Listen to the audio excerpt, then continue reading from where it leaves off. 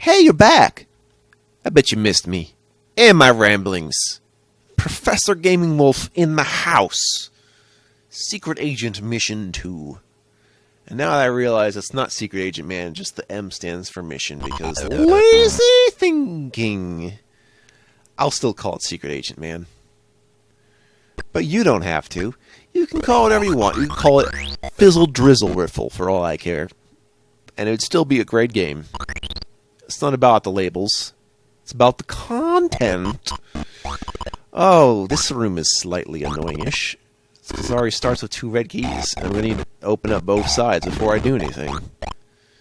Can't say I recall why, but you are going to need these. And it's also going to make jumping over this mine much easier to do. That's the ticket. Hostesso.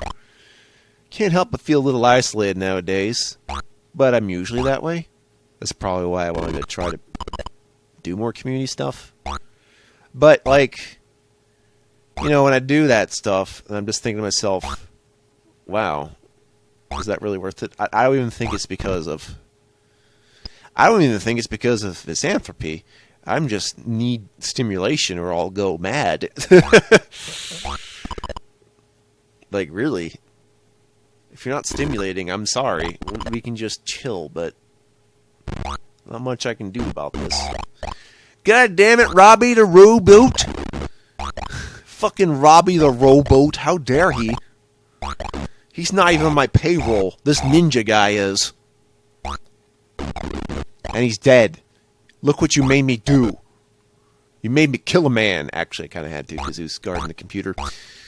And everyone knows we need good computer guards. You know, the best way to get someone's password is not to try to hack it. It is to trick it out of them physically. Yeah, talk about cutting the knot. Also, once again, with the spike things hiding behind the collectible items. I'm doing a really poor Railco impression when I really shouldn't, but you know what's really happening is I'm mimicking mannerisms of people I watch when I should try to come with something of my own, you know. I do sometimes. It's just, it makes for good, busy work of busy talks. Alright. I've only got one face left, and after that it's face off. You know, I lose my last face, they should just let me walk like a headless corpse. Like a chicken that's not going to die for another few weeks or so. Seriously. Actually, don't look that up, I'm sorry. It is tragic, though, but, you know. Do not feed the fish. Unless you like being home to cartilage stuff. Cartilage is important. Do not underestimate the cartilage. You know, sharks... Dentists have really got to hate the sharks, because the sharks are like, yeah, we got more teeth where that came from. And dentist is like, argh, damn you sharks. Keep losing your teeth, and then you just get more. It's like, fuck them, fucking sharks. Well, I could go in there, but I guess I didn't. Yep. But I do have the Dynamitos. Also, yeah, P and Y are close enough to each other that I can do another lap without having to worry about it too much. It's the life of spy entails spying on the people. Whoa! Billiards! Lots and lots of billiards. Is there anything more bad guy-ish than having a fucking billiards? I don't know. Actually, I don't even know why that's... I think it's just because it has to do with bars, actually. So, it's not even so much whether you're good or bad, it's just because when you're dealing with substance abuse potentialities that invoke some imageries of evil when that's purely coincidental, or because culture. I'm going with that. It's my answer, Regis. Fill my fucking bin. Damn it. Actually, I don't really care about him. I just cared about that one time when I was playing a PS1 rendition of Who Wants to Be a Millionaire, and if you don't even like put in a name, he'll put one in for you. Or if you try to put in his name, he'll be like, fuck off. But yeah, if you don't even like make an attempt to play the game, he just shut the game will just shut itself down, and then you're just done. It just frustrates you for taking too long to enter your name or something. It's like, I don't even care. This guy's brain dead. Turn off the game. Games should not be doing that. That's when I knew he wasn't a nice guy, just based on that game alone. I'd love to talk about my experience with the PlayStation 1 because I think we're going to get a lot of good LP content from the PlayStation 1. In fact, one of the only things I might dislike about the PS1, like in actuality when it comes to like graphics, is the damn warbly textures. They just piss me off now that I can't help but see them all the time. Because my memories did not remember those warbling textures, but now when I look back at it, I'm like, damn it, there are warbling textures. What do I do? See if you can spot the mistake. Can you guess the mistake? That's right, I forgot to knock the barrel down again. Ah! Alright, let's just laser myself to death. Alright, good. That is a strange death animation. Like, it doesn't sound like he's dying. It just sounds like he's freaking out and having a seizure, which I suppose is how you would die from things, but still. It's more humorous. Actually, it's less humorous and more nonsensical, which I suppose, if something is nonsensical and not humorous, I would be concerned. Maybe.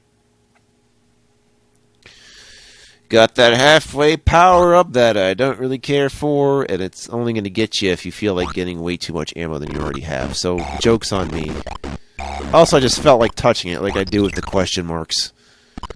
I'm wondering what would happen if they put in an exclamation point power-up, or just have a game that revolves around, you know, grammar, and the punctuation marks are power-ups, right? Actually, speaking of games revolving around language, I think there's this, like, text adventure where if you know, take letters or add letters to things, the physical representation of the word becomes something else. It's actually really interesting. I think I might see if there's someone who's done an... Yeah, there's an idea. You know what? You know, people doing LPs of point-and-click adventures. What about people doing LPs of text adventures? That's got to be really interesting because... You know, you're really going to have to add, like, some background music while you're reading in an audiobook. You know, I think they could...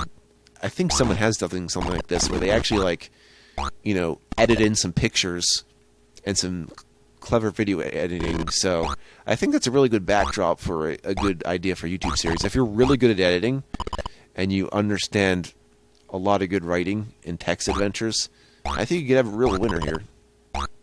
You know... Because while I can do text adventures, I don't really have an issue with doing them. They're not really suitable LP material for me. And they really just come down to me being like, well, how much drudgery am I into? Like, I'm fine with reading, but sometimes you have to read the same things. It's kind of like with those Goosebumps Choose Your Own Adventure books, only in digital form. And at least with the Goosebumps thing, I know where I can take off. Can't do that for those, so I imagine there'll be a lot of save state use for that, and no one would really bat an eye there. Because you're there to read the story, and it's just like, well, part of it is that there's still a game going on. Or you can try the text parser of, like, King's Quest. Oh, God. That's the other reason I don't want to LP that kind of game. It's just like, I would just end up looking up a guide as to what to do. Right? I swear I heard something in my background. It's not anything you could have possibly heard. I just have sensitive ears. Actually, sensitive everything, if you think about it. If you think about it, my whole brain is just the abstraction of all my senses being dialed up to 11 and not being able to stop. So, you know, it's kind of either that or they shut down, and then I just don't feel anything. Just to cope.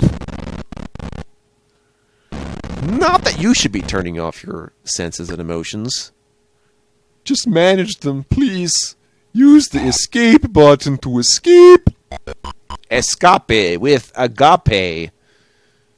Nothing the size of a Mexican agave can fix. Yeah. British humor. I know, I said Mexican, but no. Security area. Okay, we got this red background thingy. Oh yeah, speaking of bright colors and such, I should probably put into, like, a disclaimer, like, a very important one when I'm streaming, or just on my channel generally. Potential for anyone who's at risk of seizures, because I seem to be immune to that I mean, most people are, but there's people who are going to be sensitive to such shit, and I don't want to impose you to not watch because there's going to be bright lights and stuff, or the potential for it, but it could happen, much like that Porygon episode in Pokemon.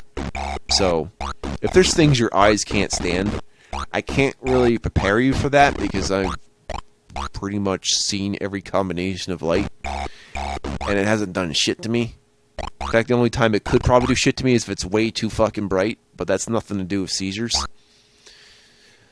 So, yeah, just anyone who has some kind of disability or, issue by things like that, whether it's just this or, blood, violence, sex, which I do the age ratings for that reason, but also because of my language, which isn't, like, it's going to be, like, grating, and there's going to be dark humor, but I'm not going to do anything to, I'm not going to really diss my fellow man, you know what I'm saying? Because I care about you, and whoever you are. Yeah, you, behind the screen there. I know you.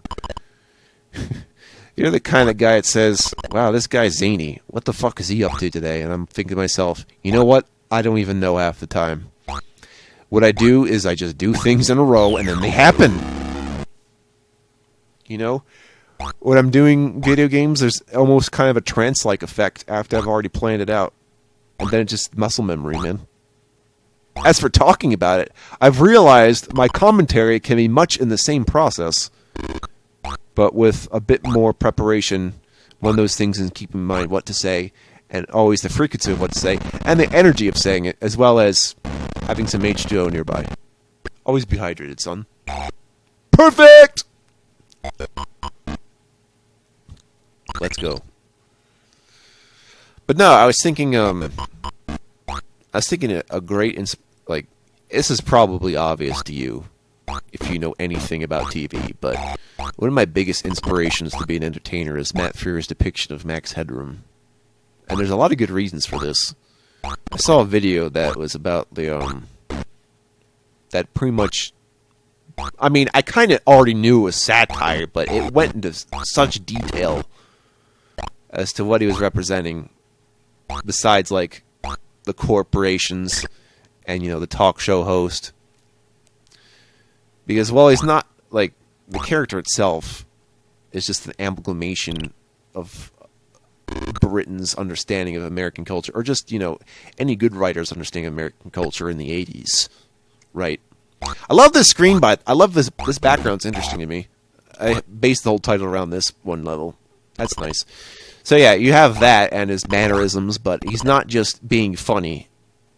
He's actually putting serious things in a light in which it's kind of like how the jester speaks the truth. I'm kind of like that. Or I'm somehow able to talk about anything without a concern. And I suppose there's a benefit to being able to talk as frankly as you possibly can. But not everyone's ready for that kind of thing. And it wouldn't make sense if everyone was. So, you know what? If you're that kind of person that's sensitive at any possible topic, which I definitely can't account for, like, constantly. You know what you should do? Is, like, bring a friend. And then watch. Let the friend help you. It's kind of like when you watch a scary movie with your girlfriend or something. Whatever. With your partner. Okay. With your partner. And you're watching a horror movie. Help them keep you safe. And so you should just do that for anything deemed controversial. I think the same principle applies, because stuff like that could be legitimately scary in a different kind of way. So, don't watch Gaming Wolf Plays alone in the middle of the night. It's scary! Speaking of horror films, that actually was never my genre. I actually like some of the ideas that go into horror, but then it turns out it's because I like sci-fi a lot. But, you know, a film like that, which reminds me of how I think Greek or Roman theater used to be, where it was just like the point of the medium was to like invoke emotion on purpose, and the horror genre stuck to that, specifically to fear, right? But, you know, well, I have a need to understand those kinds of movies. I'm not going to a movie to be afraid. Although, it seems like it'd be good as a dare, so yeah. Definitely watch with a friend in that case. Although, I imagine watching a horror movie alone is a lot like drinking a beer alone. I'm only imagining it, though, because I don't really get it. I mean, sure, you know, everyone's got their stuff that they like, but I was just thinking about it to myself. It's like, yeah, I don't know if I'd do that. Except I probably have incidentally. But that's because I actually like Alien Terminator. For a lot of reasons. Terminator especially. You know what movie's really good, since I was on the topic of satire? Fucking RoboCop. That movie's amazing. Like, I already knew it was fun, but watching it again, I'm like, it's even more amazing now that I actually understand it. It's incredible. Even what as regard to shitty sequels I'll watch. I'll just do that, man. Now, as for the newer RoboCop, I don't know, actually. I'm not, like, I don't even think it's the same director, so I'm not sure how that would work. But, man! Wow, top notch, man. Like, it's got everything I want out of satire, and action, and, like, actual commentary. Right? Thank you, Dutch person. It's amazing. It's amazing how some of the stuff I watch has held up and some of it has not held up. So, either I got smarter, or, well, technically, yes. I understand a lot more things now, but that is experience. I don't even know if it's experience either. Could be me. Could be you. Could be me. Could be true. Could be false. Could be you. Whoa! Loads of money! Holy shit. No, I'm not going to try to get all the money. That's asking for it. Plus, I don't even know if you can, first off. Secondly, I risk killing myself. Let's not. You think I'm going to kill myself for cash? Come on. First of all, anyone who agrees to killing themselves for cash, that makes no sense because you're dead. You don't have the cash with you. You're not taken to the afterlife. Stupid. Jeez. There we go. I went up and got my pee. I've erected my pee. Good job. Dump, dump. There we go. The Y kind of blended in there. Blending in my blandin' blenders. Mm-hmm. Oh, yeah. Game Wolf Plays recommends Gravity Falls. Yes, really. Oh, yeah, sure. It seems like a kid's show, and technically it is, but holy shit. That is some mucho macho writing. Yeah. Let's keep it going. Oh, looks like we're done with the video for the now. I have a save of the game, and then I'm gonna see you later. You wanted to be seen later, you come by later. Maybe I'll get you more. Maybe I'll hook you up with some stuff you never would have thought about in your life. That's just how it be, how it do.